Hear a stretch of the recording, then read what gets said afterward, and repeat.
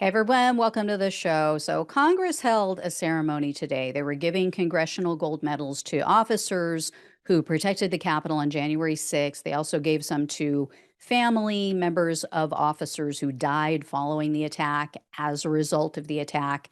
And so, it gives me great joy to report that these officers and those family members basically gave a big fuck you to the Republican leaders. They shook Chuck Schumer's hand and then they ignored and walked right past the Republican House and Senate leaders, Kevin McCarthy and Mitch McConnell.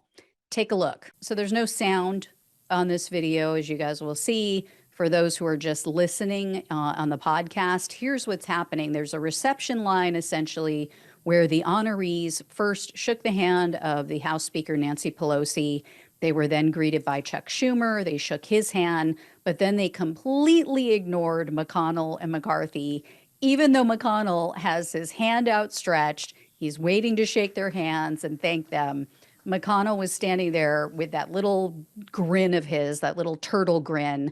And basically, he just ended up waving as they walked by because they wouldn't even look him in the face. McCarthy looked like he was about to cry. So, following this ceremony, journalist Scott McFarlane, who's really been following this whole January 6th thing as much as I have, he interviewed the brother of Officer Brian Sicknick. You guys probably all know Brian Sicknick died the day after the Capitol attack. MAGA keeps trying to say his death had nothing to do with January 6th, but it is so obvious that but for the stress and the trauma that he experienced during the Capitol attack, he would probably still be alive. You know, his cause of death was ruled as strokes.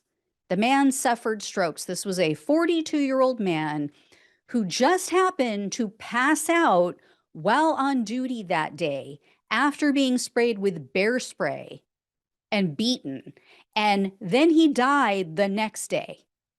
So you're never going to convince me that his death wasn't triggered by the physical and emotional and stressful trauma of January 6th. So anyway, here's what his brother had to say. And by the way, keep in mind, Sicknick for sure, and if I remember correctly, most of his family voted for Trump.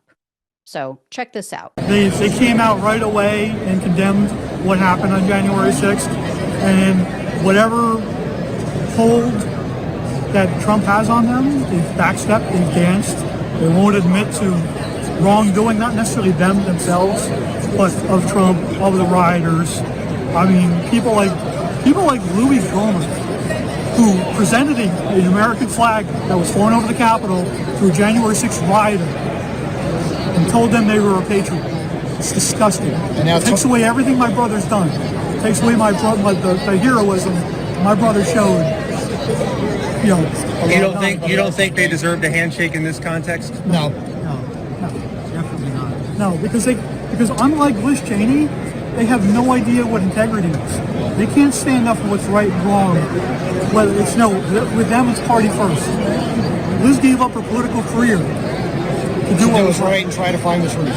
She's the one ray of hope, her and the whole committee, that they can show integrity, that they can show they actually care about the process, about democracy, about everything that goes on. And these guys are, as long as it's got a big R in front of it, we're going to do whatever you do. So yeah, more and more people are starting to see the Republican Party for what it really is.